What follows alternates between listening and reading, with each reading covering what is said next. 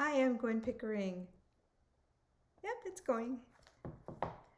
Hi, I'm Gwen Pickering, and I'm a spiritual director.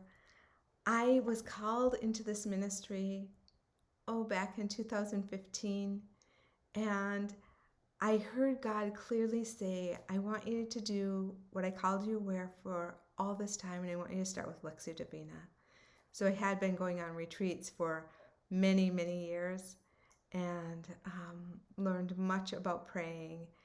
And one of the first things that my spiritual director asked me was, do you ever listen? And I had no idea what that would be like. I prayed a lot, but I was always the talker. And in Lectio Divina, which really stands for divine reading, it's Latin. So Lexi, like the girl's name, so Lectio Divina, is such a holy kind of prayer because it goes beyond talking.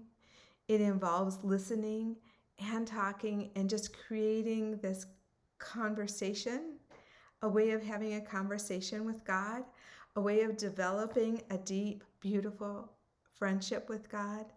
I remember at first I went to churches and held, like led groups on Lectio Divina. And this was the first book I ever had on Lectio Divina, and it's about leading Lectio in small groups. I love this book. This is the kind of thing that it speaks of Lectio, which just melts my heart. Lectio's design facilitates an encounter with the living God in such a way that we gradually are transformed into Christ's own likeness. That's just so beautiful. It facilitates an encounter, like a real encounter, a connection, something that's so tangible and close, and God talks with us and guides us and molds us and shapes us in this process. And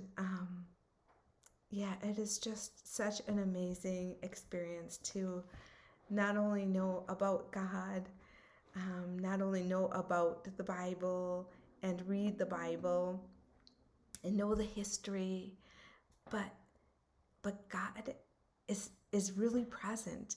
It's like it literally is the living word. It is living in a way that it can be in you. It can talk to you. It's alive. It's about what's with your life, what's happening in your life right now, and God showing you how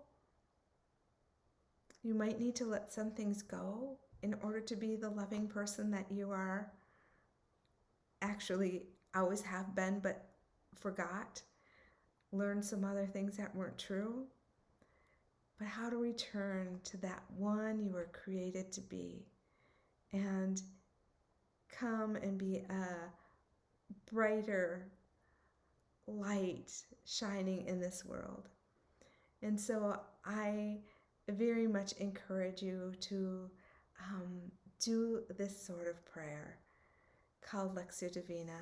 And I would love to share just with you really briefly a way of doing Lectio, which probably isn't what you have learned if you've ever learned Lectio before.